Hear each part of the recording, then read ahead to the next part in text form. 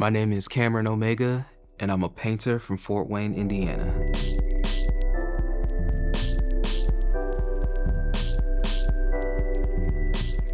The way I used to draw, especially from like all the way back when I was in middle school, I would kind of start with squiggly lines.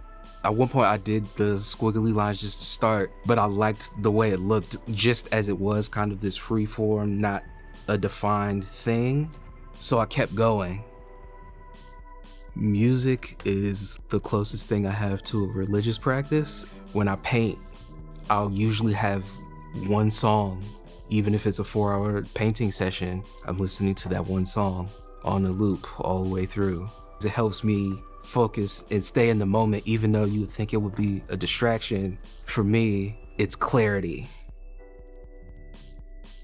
The starting and finishing one setting is because I wanted to capture that mood of that particular day.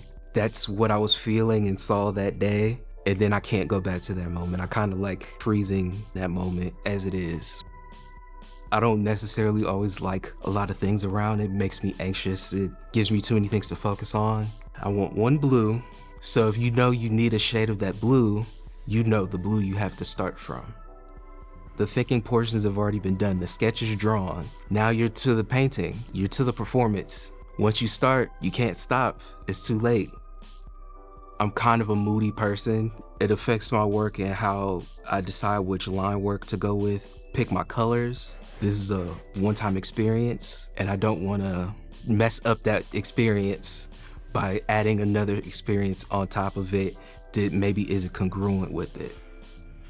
I still feel like there's a mystique to painting. There's something important in the process of doing a painting.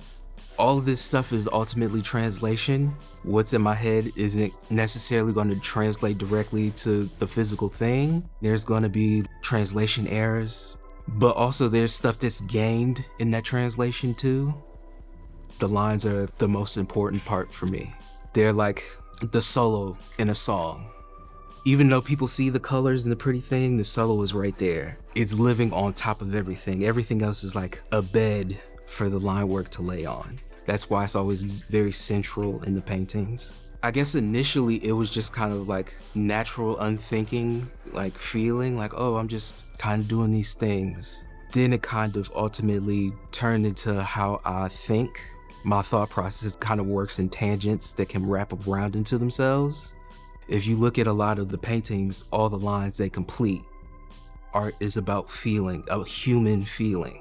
If you come to a show and you look at the work, I hope that you feel something, anything. I want you to experience, to feel, and have the experience of feeling.